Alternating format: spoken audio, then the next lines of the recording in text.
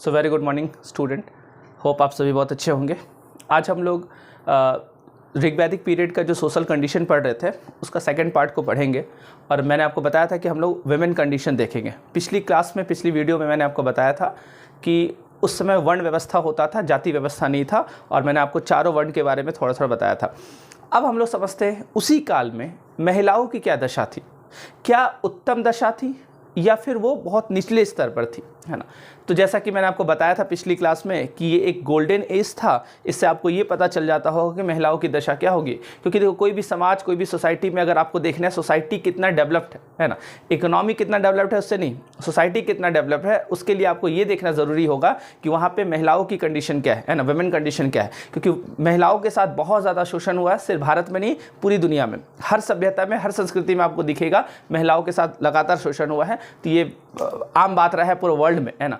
लेकिन ये मायने रखता है कि हमारे यहाँ जो हमारा पहला इतिहास, मैंने आपको बताया समाज के एक तरह से देखा जाए तो हड़प्पा के बाद ये जो जिसके बारे में हम लोग को जानकारी है वो पहला इतिहास है, हमारा पहला समाज है जो व्यवस्थित समाज है।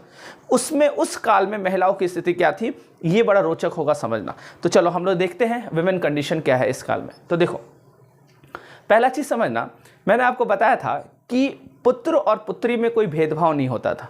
इससे आपको ये स्पष्ट हो गया, जब भेदभाव नहीं होता था तो समाज जो होगा वो वहाँ पे आप ये कह सकते हो कि डिस्क्रिमिनेशन बहुत ज़्यादा नहीं होगा, है ना। थोड़ा बहुत हो सकता है कहीं, लेकिन बहुत ज़्यादा व्यापक स्तर पर नहीं होगा। तो हम लोग व्यापक चीज़ को ही लेते हैं। शोषण मुक्त होगा, एक्सप्लॉयटेशन नहीं होगा, इससे भी ये पता चलता है। अब देखो वुमेन कंडीशन क्या कहता है, कौन कौन सा प्रथा होता था और कौन कौन सा प्रथा नहीं होता था, इस चीज़ को हम लोग समझते हैं। तो देखो, जैसे पहला समझो बाल विवाह, है ना। एक बहुत बड़ा संकट भारत में आपको देखने को मिलेगा, बाल विवाह, और बहुत सालों तक आपको बाल विवाह का संकट दिखेगा। बाल विवाह इस काल में नहीं होता था, ये खास था इस काल का। आप समझ रहे हैं, इस काल में आज से 3500 साल पहले बाल विवाह नहीं होना अपने आप में बड़ा चीज़ है। और समझना, लड़कियों का उम्र, है ना, मतलब वो यौवन अवस्था में आ जाती थी तब उनकी शादी होती थी। अमूमन ऋग्वेद से हम लोग को पता चलता है कि 16-17 साल के आसपास उनका उम्र होता था। तब आप समझ सकते हो, फिर भी 16-17 साल में शादी हो रहा तो वो एडल्ट उस समय के हिसाब से माना जा रहा था। क्योंकि आप देखो, अंग्रेज के ज़माने में इतना आगे बढ़कर जब हमारे यहाँ बहुत सारा कानून बना, उसमें महिलाओं का, लड़कियों का उम्र रखा गया शादी का 14 वर्ष। तो आप समझ सकते थे हम लोग कितना एडवांस थे उस टाइम में, है ना। तो ये चीज़ आप समझना, तो बाल विवाह इस काल में नहीं होता था, पहला चीज़। दूसरा चीज़, है ना, पर्दा प्रथा, है ना। तो पर्दा सिस्टम जो होता है, पर्दा प्रथा, देखो इस चीज़ के बारे में थोड़ा समझो। आज भी आपको पर्दा प्रथा दिखेगा, और किस में दिखेगा, महिलाओं में दिखेगा। उस काल में ऐसा नहीं होता था। हमेशा याद रखना, मेरा ये पर्सनल अपना राय है ना, आप इससे सहमत नहीं भी हो सकते, लेकिन मेरा पर्सनल राय है, पर्दा जो होता है वो सभी के लिए होना चाहिए, सिर्फ महिलाओं के लिए नहीं होना चाहिए, है ना। एक सभ्य समाज में, है ना, सभी के लिए पर्दा होना चाहिए तो अच्छा लगता है, चलो ठीक है। लेकिन दूसरा चीज़ क्या है, ये चॉइस भी होना चाहिए। ये चॉइस पे होना चाहिए, राइट टू चॉइस होना चाहिए। उनको चॉइस देना चाहिए कि तुमको पर्दा में रहना है तो कि नहीं रहना है ना। पर्दा का मतलब एक तरह से मेरे हिसाब से ये भी होना चाहिए कि आप नज़रों से पर्दा करो, नज़र को अच्छा करो, है ना। तो दूसरा चीज़ क्या है कि पर्दा प्रथा का आप देखो बड़ा प्रकोप आगे चलकर भी हुआ। पर्दा प्रथा में समझना क्या क्या आता है। पर्दा प्रथा का मतलब सिर्फ ये मत समझना कि घूंघट लेना या बुर्खा पहनना, है ना, सिर्फ ये पर्दा नहीं होता। 4 दीवार के अंदर महिलाओं को बंद रखना, ये भी पर्दा प्रथा का एक पार्ट है कि तुमको बाहर नहीं, क्योंकि पर्दा का मतलब ही हो गया कि वो ढका हुआ है ना, और 4 दीवार के अंदर है कि कोई भी गेस्ट आए तो तुमको अंदर चल जाना है ना, किसी भी गेस्ट से सामना तुमको नहीं करना है, बहुत सारा चीज़ है। तो आप समझना, ये सब चीज़ यहाँ पे नहीं होता था। लेकिन आज भी अगर आप देखो आज का सोसाइटी में, इसलिए मैंने आपको क्या बोला कि ऋग्वैदिक सोसाइटी जो है ये बड़ा बेहतरीन सोसाइटी, वैसा सोसाइटी आज तक नहीं हो पाया। देखो, हमारे मूल सिद्धांत में पर्दा सिस्टम नहीं था, मूल सिद्धांत में, या मूल हमारा जो संस्कृति है उसमें कहीं भी पर्दा नहीं था। तो यहाँ पे क्योंकि हम लोग का सोच इतना डेवलप था, जब आपका सोच डेवलप होगा जरूरी नहीं कि आपको चेहरा ढकना पड़े। अगर आप चेहरा ढके हैं और अंदर से गाली दे रहे तो कैसा पर्दा। तो आपका सोच में पर्दा होना चाहिए, आपका नज़र में पर्दा होना चाहिए, ये पर्दा आपको, है ना, यहाँ पे रखना चाहिए। लेकिन देखो आजकल क्या होता है, लड़कियों की शादी हुई, अब लड़कियों की जब शादी हुई, अब वो ससुराल गई, ससुराल वाला बोला कि तुम्हारा यही घर है। अब वहाँ पे आप देखो, उसको बोला जाएगा, एक सीमा दे दिया जाएगा कि इसके बाहर तुम नहीं जा सकती, तो ये भी पर्दा सिस्टम का आज भी है ना, खेल देख रहे आप। और मान लो कि सारे लोग वहां पे बैठे है ना, और सारे लोग बैठे हैं, जो घर की बहू वो भी बैठी। अब मान लो कोई पड़ोसी आया, जैसे वो गेट खोला कोई पड़ोसी आया, सभी लोग वहीं पे बैठे रहेंगे, लेकिन लड़कियों को बोलेगा, लड़की को क्या बोला जाएगा, जो लड़की का शादी जो ससुराल में है, जो बहू है, उसको बोला जा अंदर जाओ अंदर जाओ अंदर जाओ जल्दी, तुमको देख लेगा जल्दी जल्दी घुसो घुसो घुसो। और वो भाग भाग के जाएगी, और उसके बाद भी उसको ताना मिलता है, कैसे तुम गई, जाते जाते तुम्हारा नाक दिख गया थोड़ा सा।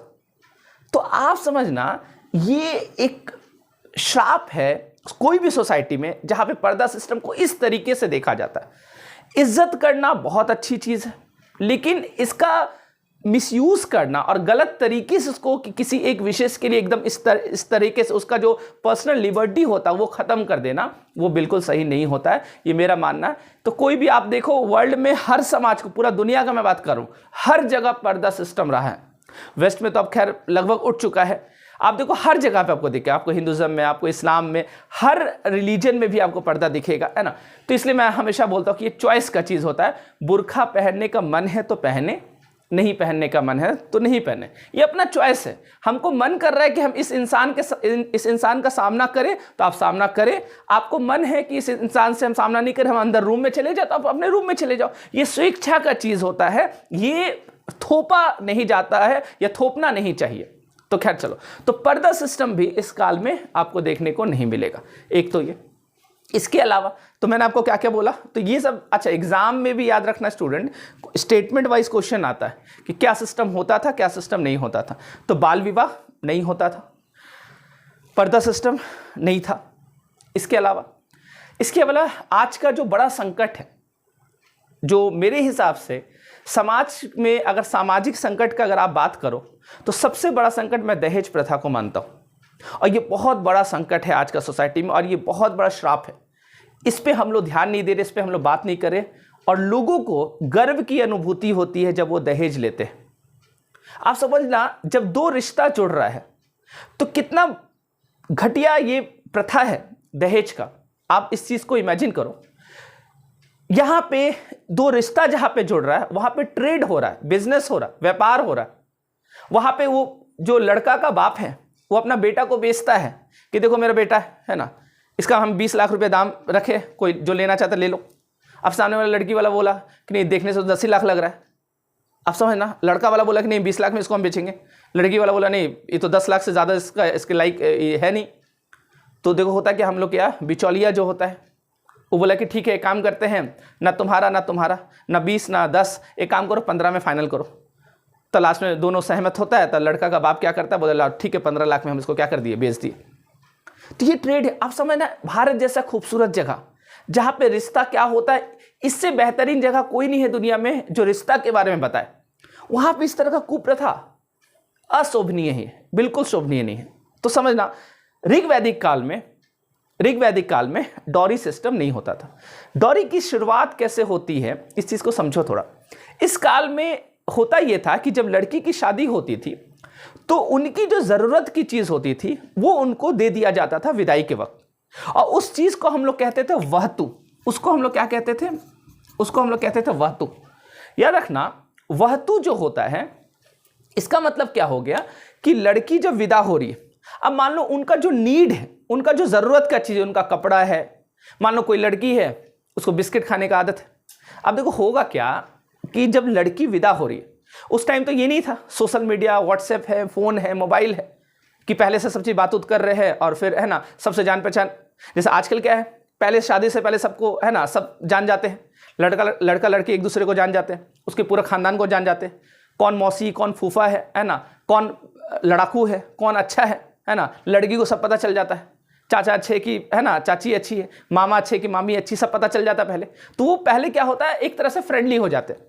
लेकिन जब वो किसी को नहीं जान रही, वो लड़की जिससे उसकी शादी हो रही उसको तक नहीं जान रही है, और उस घर में जब वो जाएगी और नया जब वो जाएगी तो उसको उस तरह से उसको घुलने मिलने में बहुत थोड़ा समय लगेगा।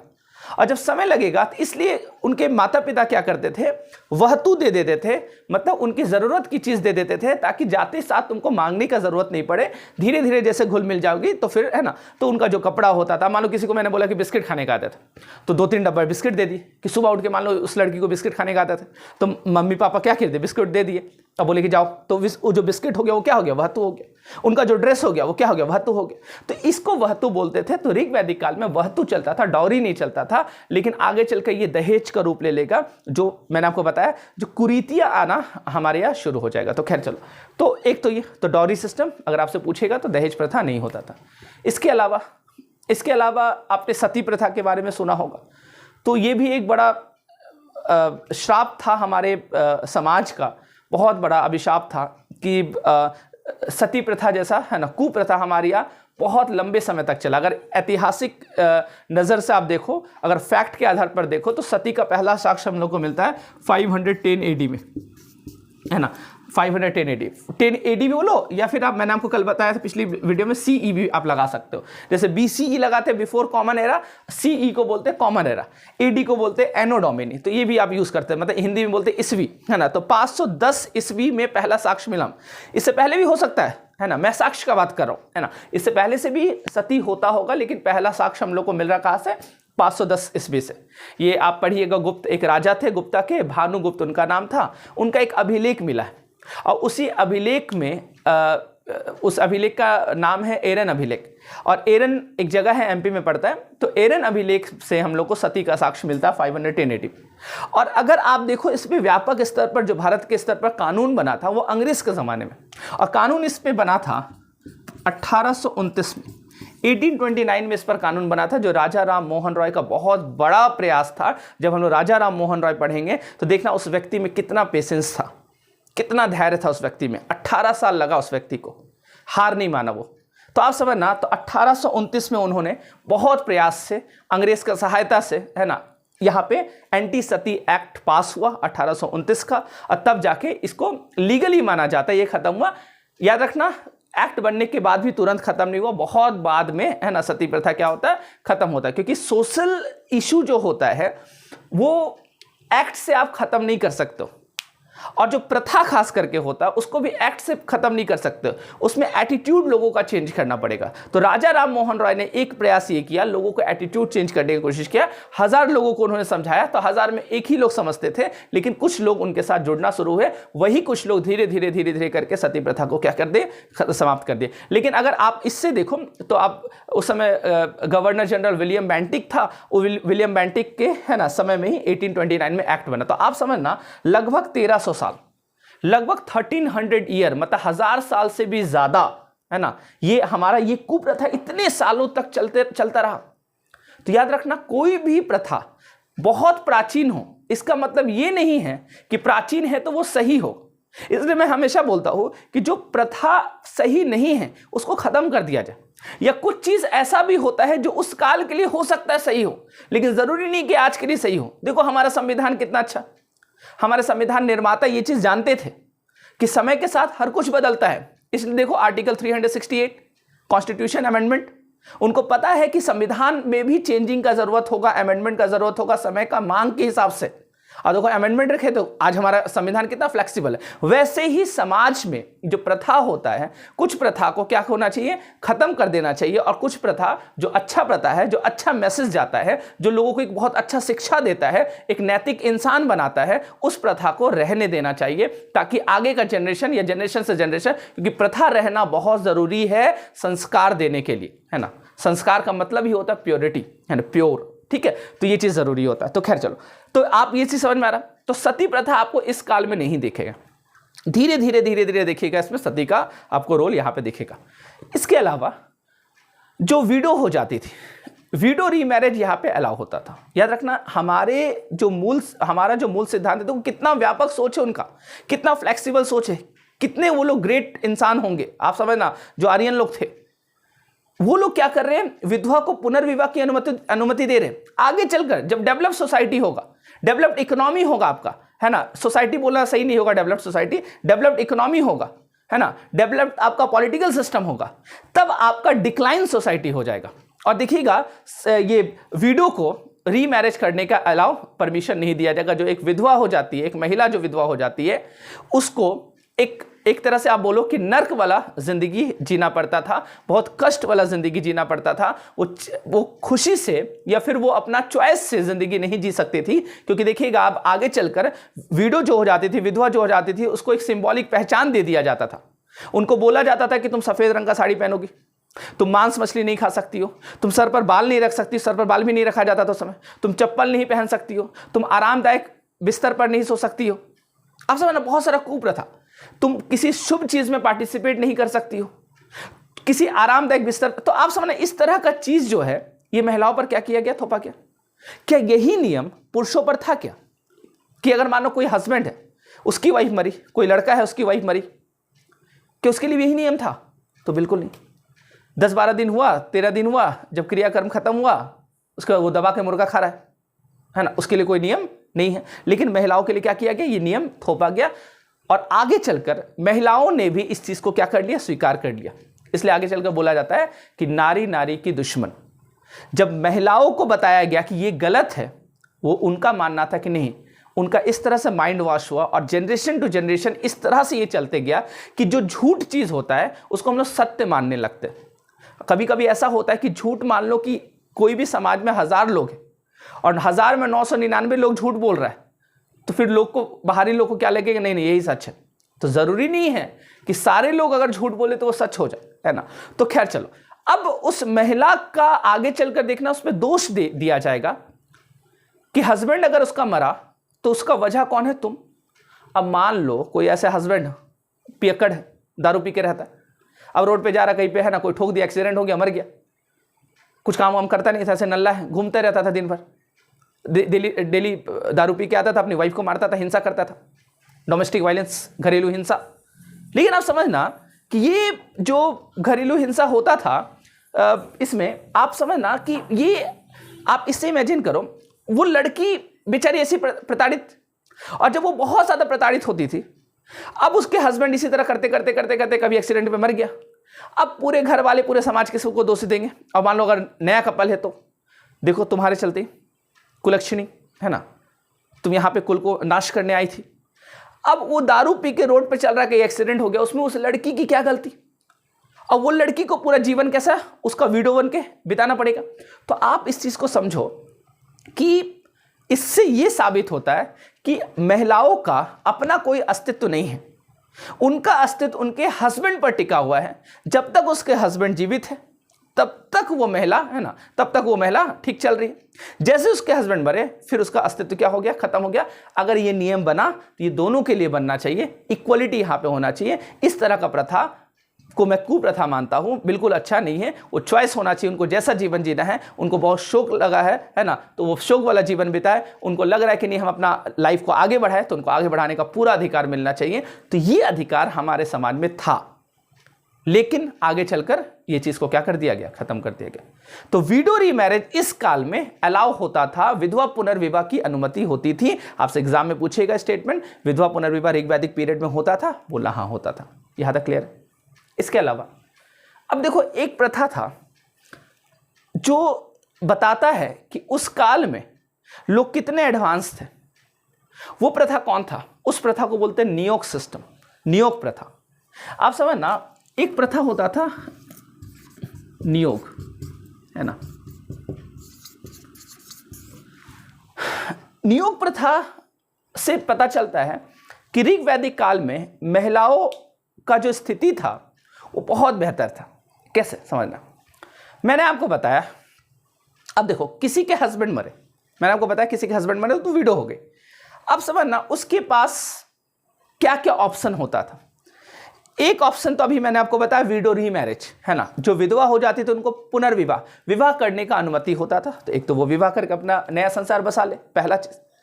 दूसरा चीज, उनके पास ये भी अनुमति होता था कि वो अविवाहित रहे, है ना। वो अगर चाहती कि नहीं हम विवाह नहीं करें तो वो अविवाहित रह सकती है, उनका वो चॉइस। और जो अविवाहित महिला रहती थी उसको अमाजू बोला जाता था, है ना। याद रखना, अगर कभी ये टर्म पूछ दे आपसे एग्जाम में, जो अविवाहित रहती थी महिला उसको क्या बोलते थे, अमाजू। अमाजू आप ऐसे बोल सकते हो कि अविवाहित महिला को विडो के बाद भी आप टर्म यूज कर सकते, लेकिन अगर जो शादी ही नहीं की, मान लो कोई ऐसी महिला जो विवाह ही नहीं की, उसको अमाजू कहा जाता था, जो महिला शादी नहीं करती थी, है ना। चलो फिर हम लोग आते इसमें, अगर जो विडो हो गई उसके पास एक ऑप्शन क्या है कि आप विवाह कर लो, और जो विवाह नहीं करना चाह रही है कोई महिला और उनका संतान नहीं है, मान लो उनके पास पुत्र नहीं, तो याद रखना उनके लिए प्रथा था नियोग सिस्टम। अब देखो ये किस तरह का प्रथा था, समझना बात को, और कितना फ्लेक्सिबल सोचता है, इसको आप अदरवाइज दूसरे तरीके से मत लेना, इसको समझने की कोशिश करना। इस प्रथा में क्या होता था कि जो वाइफ होती थी, मतलब जो लड़की होती थी जिसके हस्बैंड मर चुके हैं और उनका कोई भी संतान नहीं है, तो उनके लिए ऑप्शन क्या होता था कि अब वो अगर शादी नहीं करना चाह रही तो पूरा एक लंबा जीवन उनके पास पड़ा हुआ है, और लंबा जीवन जब पड़ा है तो बुढ़ापा में कोई तो सहारा चाहिए, कोई तो एक चाहिए जो है ना बुढ़ापा का लाठी बन पाए, उनका संतान, उनका पुत्र या उनकी पुत्री कोई भी। तो आप समझ रहे, तो नियोग प्रथा होता था। नियोग प्रथा में क्या होता था कि वो जो लड़का जो मर चुका है, हस्बैंड जो उसका मर चुका है, उसका जो भाई अगर होता था, जिसको देवर है ना, उस टाइम में द्विवर है ना, द्विवर बोला जाता है, उनके साथ वो फिजिकल रिलेशन बनाकर पुत्र प्राप्ति कर सकती थी, या आप यूँ कहो संतान की प्राप्ति कर सकती थी, है ना। लेकिन पुत्र प्राप्ति की चाह मैंने बताया था कि ज़्यादा होता था, तो इसलिए पुत्र प्राप्ति कर सकती थी। और समझना, वो जो पुत्र हो जाता था, वो जो बच्चा हो जाता था, उसको मान लिया जाता था कि वो उस जो मरा हुआ है, जिसका हस्बैंड है, उसका ही बेटा मान लिया जाता था, ताकि वो अपना बुढ़ापा है ना इसके साथ क्या कर पाए, बिता पाए। तो आप इसको इस तरीके से समझना, कितना सोच डेवलप था उनका। आज ऐसा बात करो कि नियोग करना है, तुरंत लाठी निकल जाए घर से, बोले रे क्या बोल रहा है, पापी, अधर्मी, है ना। आप समझना, ऋग वैदिक काल में नियोग जैसा प्रथा चल रहा है।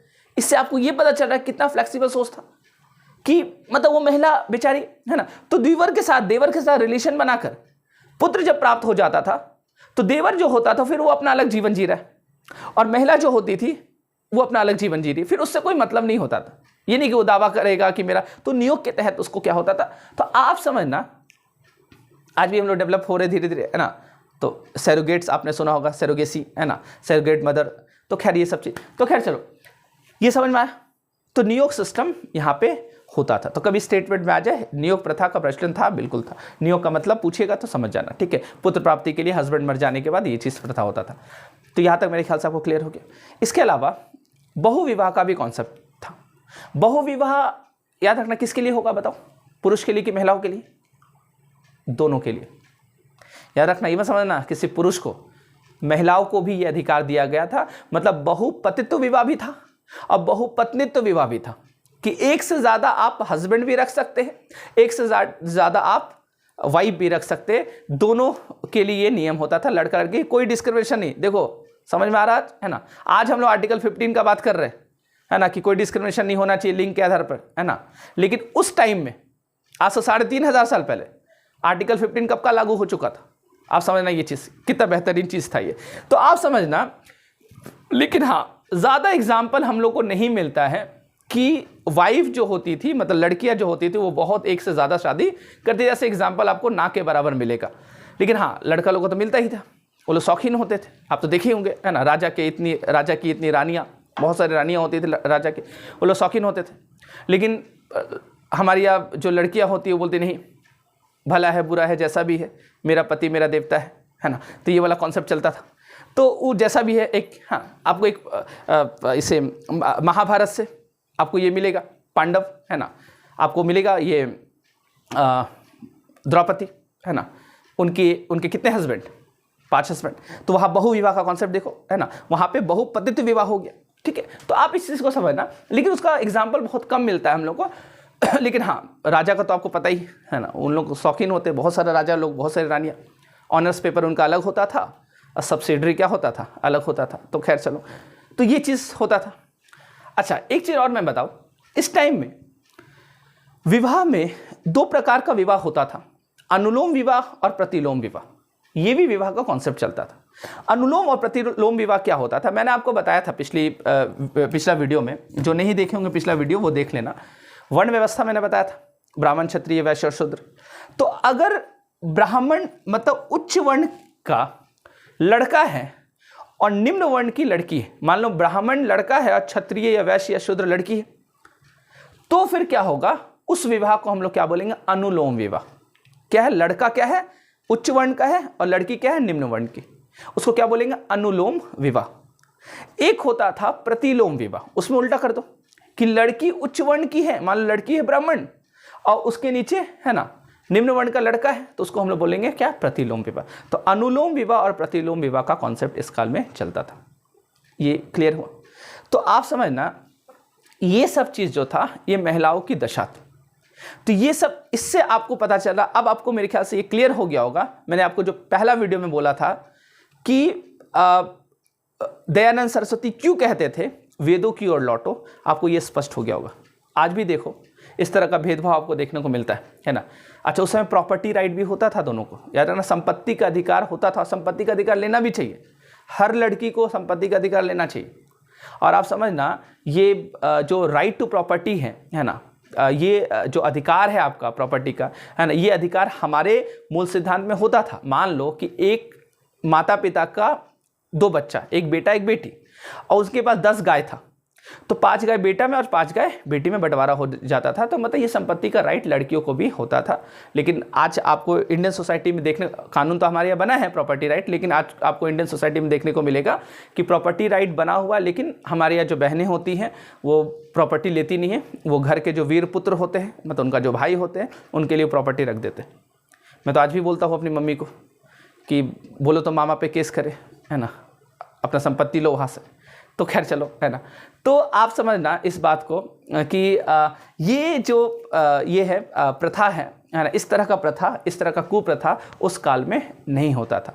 तो मेरे ख्याल से यहाँ तक आपको स्पष्ट हो गया होगा। तो मिलते हैं हम लोग अगले वीडियो में। आज के लिए इतना ही। Thank you so much.